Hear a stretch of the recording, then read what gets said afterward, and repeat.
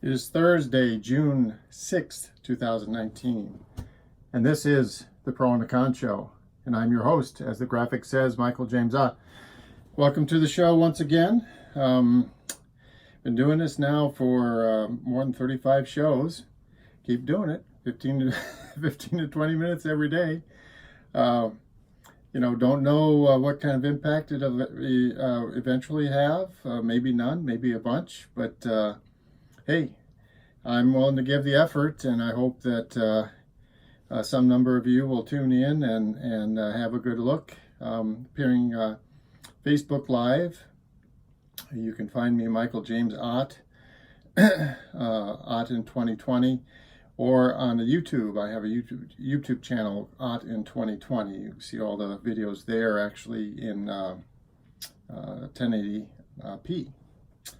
If you want to watch it on your television at home.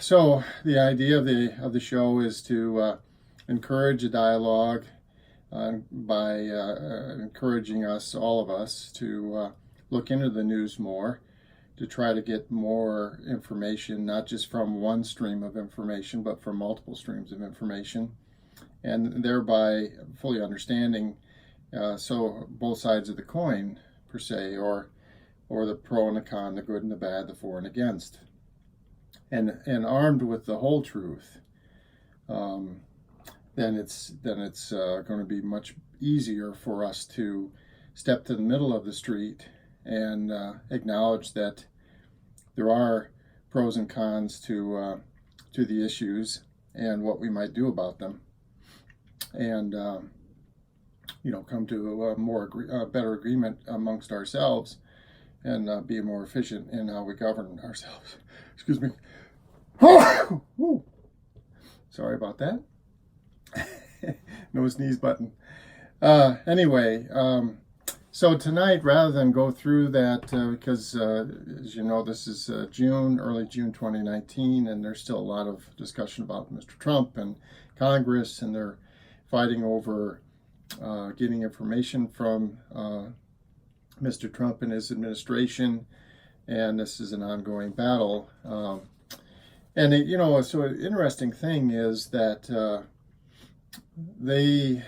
one of the reasons why the Democrats don't want to proceed with impeachment is because the Senate has a slight majority of Republican senators, and actually they need a supermajority of someone to vote to so-called convict the president and actually force him from office.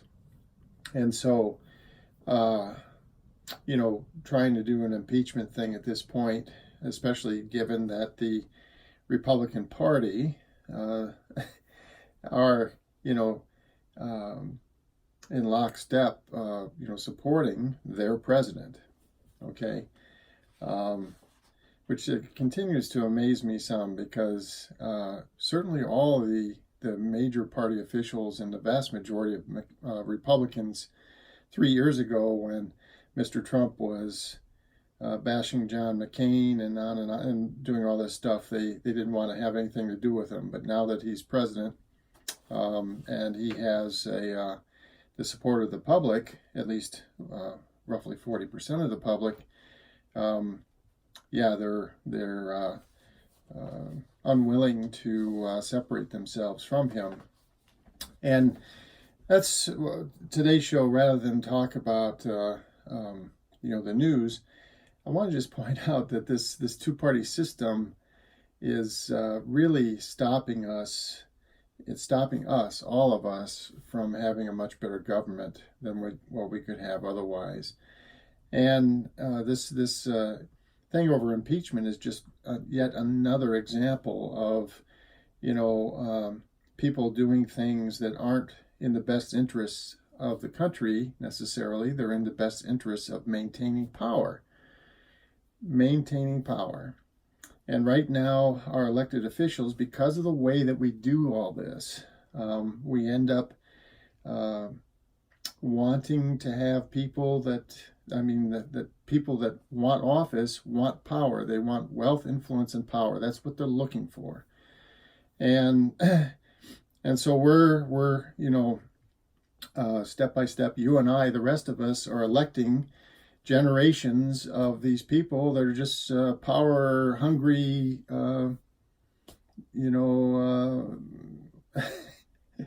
really not very great people. I mean, we could have so much better leadership in this country if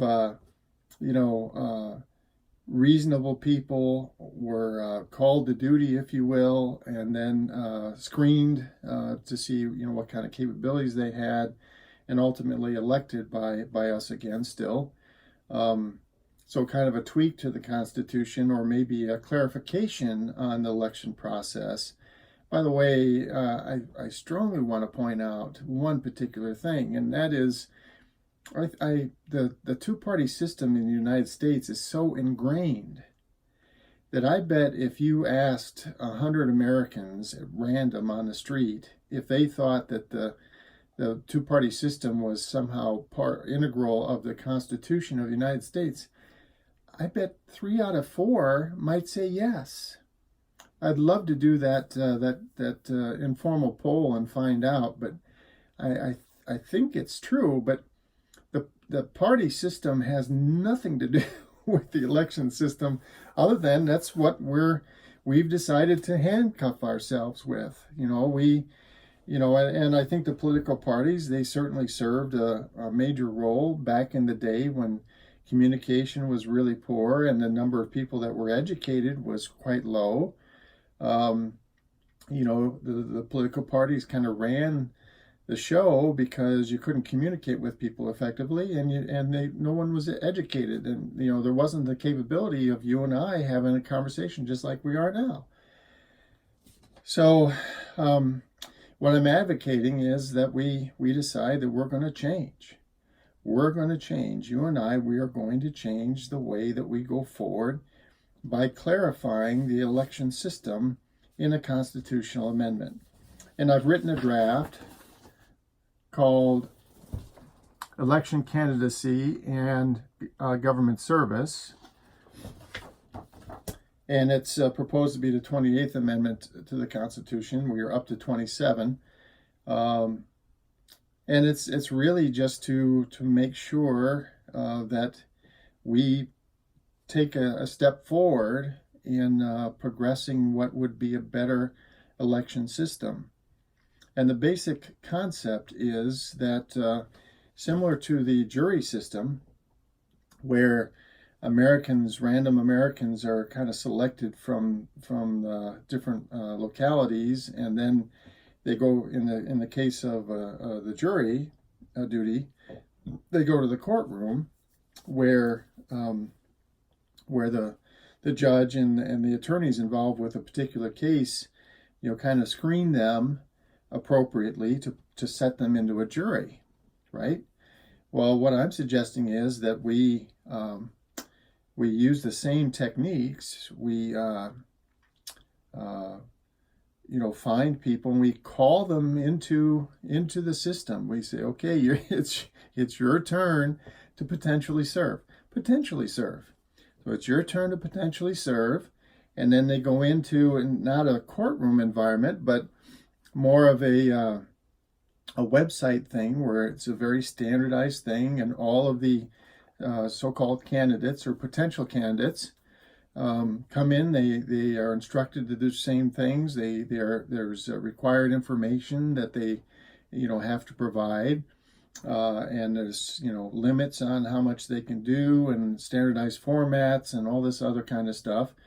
And then that information is there, and then all of us can go into this very secure system, the security of it reviewed every election year or the year prior to an election year by the Congress to make sure that the system's been updated, and if there's been issues with some kind of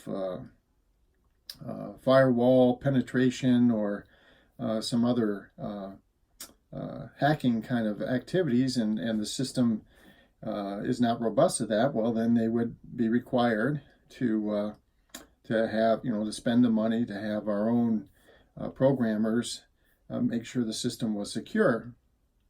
And then and then we would look in there, and this thing would have employment histories and education and short videos by people like I'm making this video. Well, all these individuals would make a video where they just have to, for example, okay, you have to pick a topic and you just have to speak in an impromptu way, which is what I do. I don't have any scripts or anything in the show. This is my thought stream as I'm speaking to you.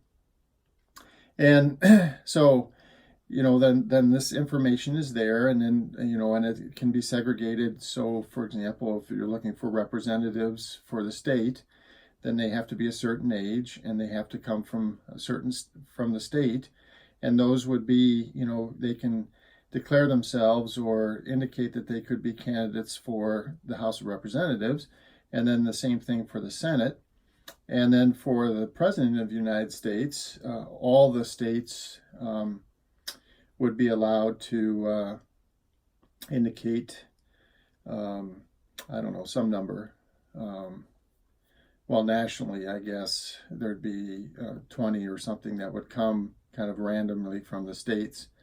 So there's a lot of details to be worked out, of course. But the main point is that in the end, we have these candidates, and then all of us can kind of look at them and pre-screen them.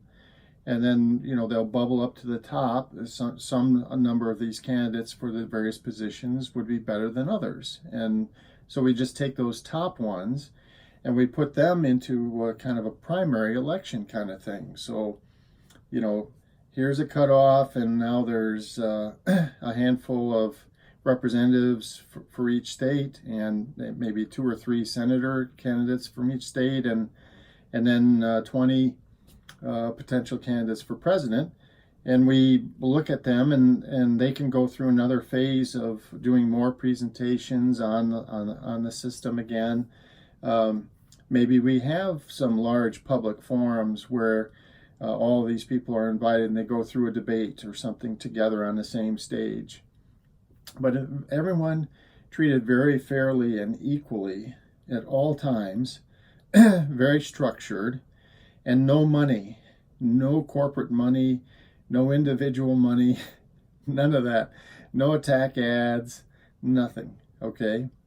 And then, so now, based on that, based on kind of that preliminary phase election, then you go to the final election. And again, there can be a couple of months in the interim where the final candidates for these positions now narrowed down to just 2 candidates, for example, for each position. No political parties, by the way. And we vote in a final election for the president, for the Senate, for the House of Representatives, just as we do today, except for the candidates don't come from political parties, and we don't go through all the horrors of all the political ads and attack ads and everything else. We all get involved on this on the system where we can view and understand who they are. And the great thing about this, by the way, is we're really going to end up knowing these candidates much better than we do today. Right now, the candidates, they are, anyone interested in a political office, right away they acquire these handlers, people who are with the intent that they're going to persuade them to be more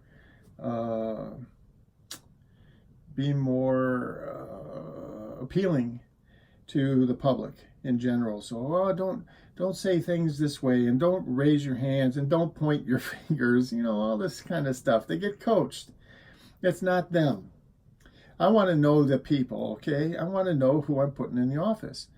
And the other part of this 28th Amendment is there would be, because there's no need to get reelected and stuff like that, you would just have, you get elected and you serve a term and you're done. That's it. you go back home.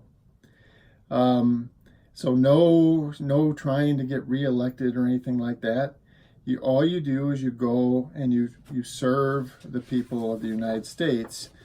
And the other thing is that you acknowledge, just like jury duty, you go to be part of a jury, you are there for a purpose.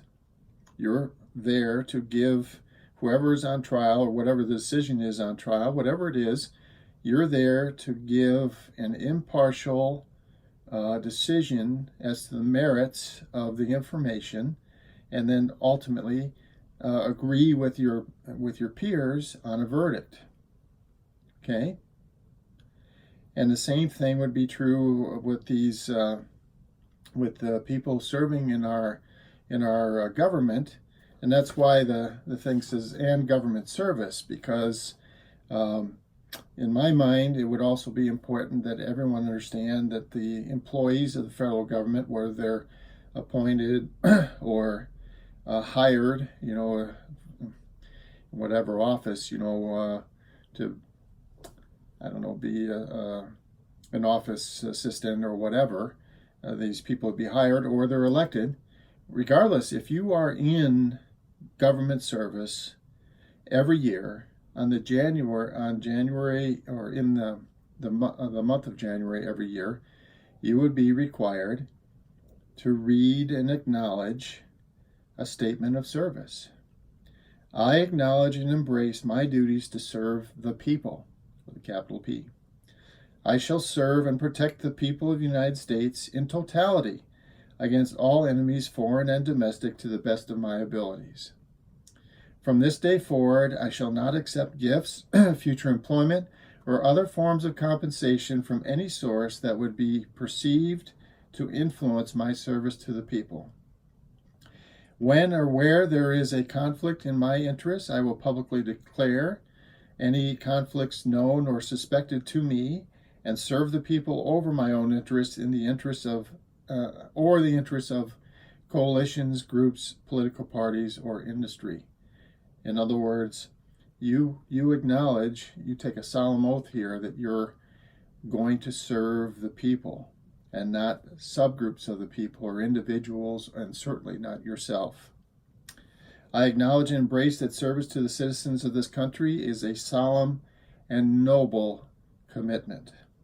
My failure to serve the people with integrity, fairness, and compassion can be grounds for Congress or the Department of Justice, representing the people, to charge me with treason. The penalties for treason being harsh, including the penalty of death if so ordered by a jury of my peers.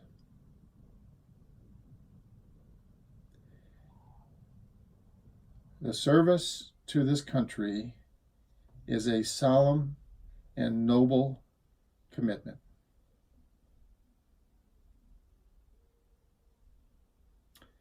It is a solemn and noble commitment.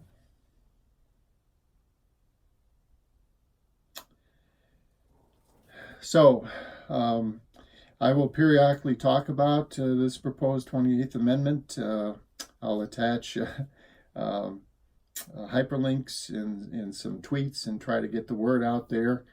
I hope that this kind of concept, so I wrote out some specifics, and I think we need to have specifics in our Constitution when we put this amendment in.